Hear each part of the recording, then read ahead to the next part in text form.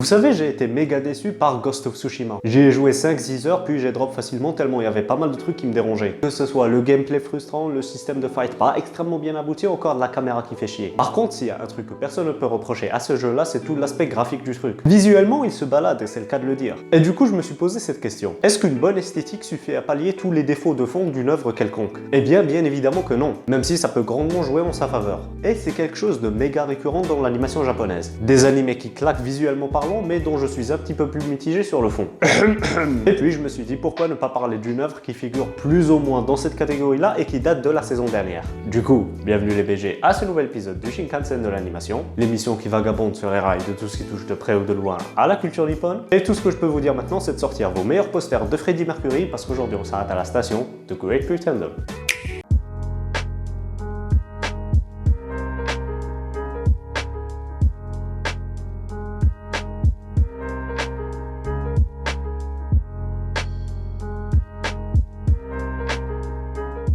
Alors, Grand Prétendant est une série animée originale produite par Wit Studio et diffusée par Netflix en été 2020. Composée de 23 épisodes, elle se découpe en deux parties. La première partie, 14 épisodes, 3 arcs narratifs diffusés en juin 2020, et la deuxième partie, 9 épisodes, un seul arc narratif diffusé en septembre 2020. La série a eu le droit à une adaptation manga en juin dernier, prépubliée dans le Mag Comic de chez l'éditeur McGarden, sorte de filiale de IG Production. Et c'est tout ce qu'il y avait à dire concernant la partie technique du truc. Maintenant, de quoi ça parle Great Pretender? L'histoire se centre autour de Makoto Edamura, autoproclamé plus grand escroc du Japon, dont le mode de vie repose sur le fait d'arnaquer des gens. Un jour, il fera la fortueuse rencontre de Laurent, touriste français qui se trouvera être en réalité à la tête d'un gang d'escrocs international. Il enrôlera Makoto dans ses délires de soif de richesse et vivront un tas d'aventures avec les autres personnages de la série. En gros, c'est ça Great Pretender. Et là, je sais ce que tu te dis, que cet animé a l'air incroyable et que ça pue le style visuellement parlant. Eh bien, t'as pas tout à fait tort, mais t'as pas tout à fait raison non plus. Et comme je te l'ai dit en intro de vidéo, je suis sorti un petit peu mitigé de cet animé-là, parce qu'il y a eu des trucs que j'ai adorés qui étaient extrêmement bien faits,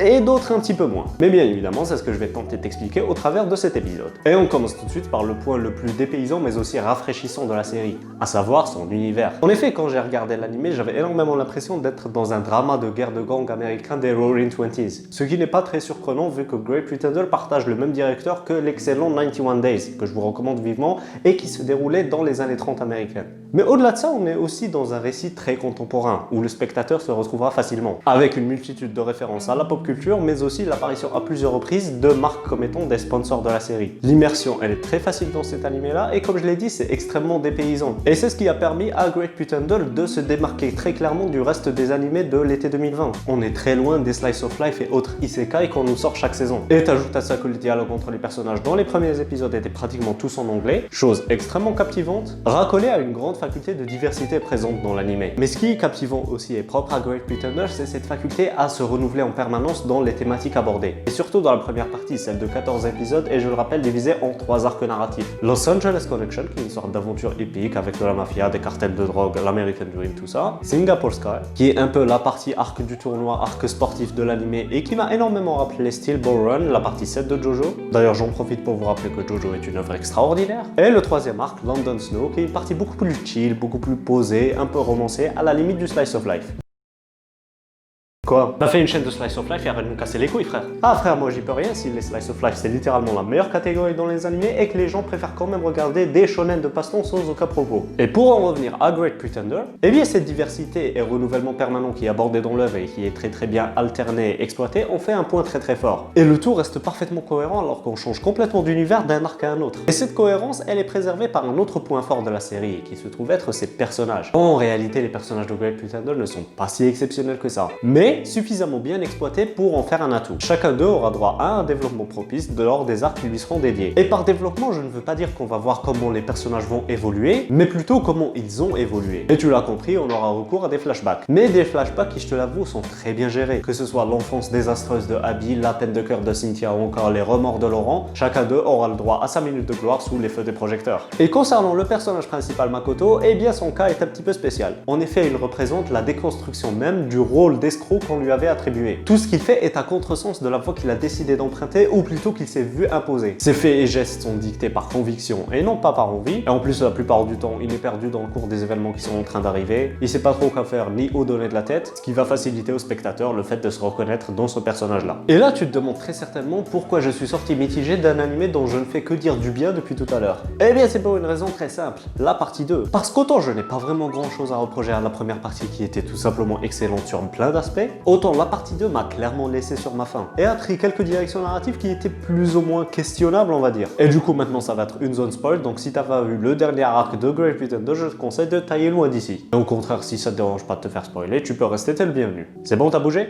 Alors dans le dernier arc de Grand Prétendant, on va s'intéresser au personnage de Laurent. On va connaître son passé ainsi que les origines du gang d'escrocs qu'on est en train de suivre depuis le début des événements, et bien évidemment le rapport de Makoto avec toute cette merde. Et bien tu sens que l'œuvre veut réellement étoffer son histoire, mais se retient par moments. Genre à plusieurs reprises on nous fait croire à une supposément mort d'un certain personnage avant qu'il ne revienne miraculeusement à la vie, SO Hiromashima. On nous fait croire à un stratagème ou plan élaboré depuis belle lurette visant à aider Laurent à se venger des responsables du meurtre de sa meuf à l'époque, et qui était très incohérent temporairement parlant. Le pseudo-sacrifice du daron de Makoto n'avait réellement aucune raison d'exister, genre je sentais beaucoup plus venir l'excuse du « as il faut bien qu'on justifie ses actes » qu'autre chose. L'alliance entre les méchants de la première partie qui deviennent gentils dans la deuxième partie m'a littéralement écœuré, et bien évidemment quand on apprend que la meuf de Laurent de l'époque est en fait en vie à la fin du dernier épisode m'a littéralement fait bader. Ça nous laisse présumer supposément une saison 2 qui n'est pas réellement nécessaire, parce qu'on va pas se mentir, la première partie se suffit à elle-même. Certes, il y a quelques trucs qui restent flous dans l'histoire, on n'est pas au courant de tout, mais je préfère largement qu'on accorde pas trop d'importance à des petits détails qu'on nous ponde une suite comme celle-ci. Bon, je catégorise un peu, c'était pas réellement éclaté, mais si tu t'investis dans l'histoire, bah tu vas être vraiment déçu. Et c'est ces toutes petites incohérences répétées à plusieurs moments durant ces 9 épisodes qui m'a réellement déçu. Et comme je te l'ai dit, j'en suis sorti mitigé de cette œuvre qui était pourtant excellente sur bien des points. Et que veux-tu, le mal est déjà fait et on n'y peut rien maintenant. Bref, fin de la zone spoil. Et là, on va parler de toute la direction artistique du truc. Eh bien, ça claque sa mère tout simplement. Non, sans déconner, c'est méga stylé. On utilise des palettes de couleurs différentes et adéquates à chaque arc ou plutôt à chaque scène, tout en restant le plus abstrait possible. On n'hésite pas à varier entre les tons froids et chauds, ce qui fait un mélange très efficace. Les arrière-plans sont tous très bien finis, rien n'est laissé à la ramasse et c'est là que tu sens que l'apparence joue un rôle crucial dans cet animé-là. Le car design est juste excellent, mate-moi la classe de tous ces personnages.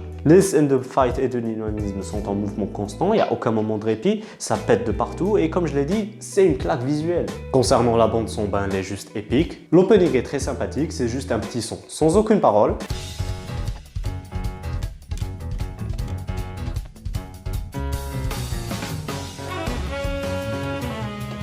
L'ending, c'est un flex énorme parce qu'ils ont littéralement utilisé le son Great Pretender de Queen en tant qu'ending de la série, et je connais très peu d'animés capables de payer les droits d'un son de Queen pour l'utiliser dans leur bande son. Pour le reste des OST, elles sont franchement toutes remarquables et participent de manière très efficace à poser le style de Great Pretender. Je suis pas vraiment un expert en musique, je sais pas te dire qu'est-ce qui est bien et qu'est-ce qui n'est pas, mais je peux te dire que le tout concorde très bien à l'atmosphère qu'a essayé de dégager cette œuvre. Genre, écoute-moi ça.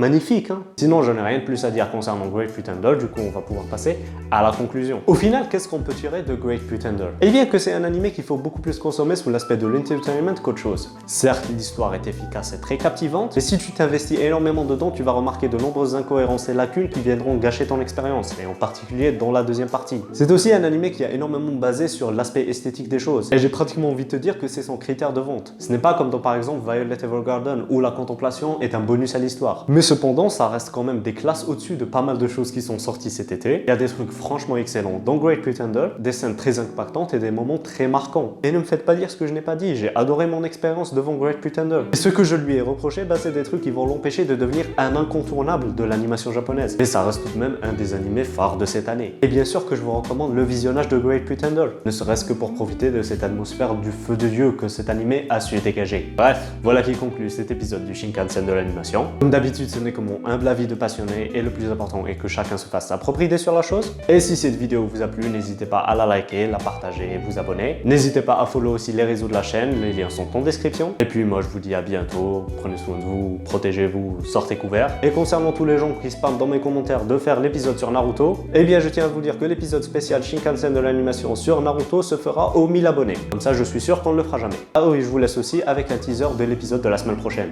Et croyez-moi qu'il peut être très intéressant. Sur ce, yo les PG. とあなたが私のマスターか